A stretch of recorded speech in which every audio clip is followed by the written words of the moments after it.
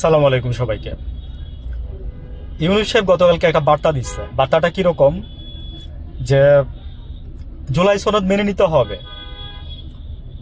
আর জামাত বলছে যে আর একদিন কি 2 দিন টাইম আছে, এর মধ্যে জুলাই সনদ মেনে নিতে হবে। হ্যাঁ, মানে এই ধরনের আর কি। গতকাল সংসদ এবং সংসদ বসবে না 29 তারিখ পর্যন্ত। 29 তারিখে সম্ভবত আবার সংসদ বসতেছে আর কি। তো জুলাই সনদে লেখা ছিল যে 1 মাসের মধ্যে এই জিনিসগুলো বাস্তবায়ন করতে হবে। তো সালাউদ্দিন সাহেব বলতেছিল যে নির্বাহী আদেশে বা কি আদেশ, এটা কোন জেন্ডারে ফেলবেন আমি ঠিক আসলে জানি না। তো সালাউদ্দিন সাহেব, আপনারা কিন্তু এগুলো জানতেন, এগুলো জেনেই আপনারা মানে এই কাজগুলো করছেন। তো এখন এসে আসলে কি এক্সকিউজ দেখাইলে অনেক এক্সকিউজ দেখানো যায় বা দেখাইতে পারবেন।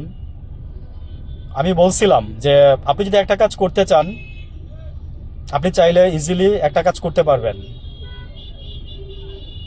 যদি ইচ্ছা করেন। আর যদি ইচ্ছা না করেন তাহলে আপনি কখনই ওই কাজটা করবেন না। অনেক টালবাহানা করে আপনি এটাকে আপনি না করতে পারেন।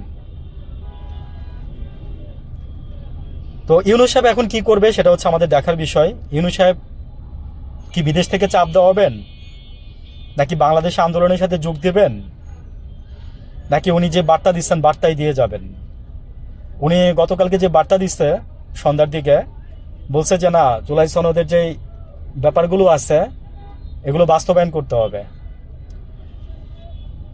আসলে কি ইউনূস সাহেব যদি থাকতো, মন্দের ভালো ছিল, আমি বলি নাই যে ভালো কিছু হয়েছে ইউনূস সাহেব থাকতে।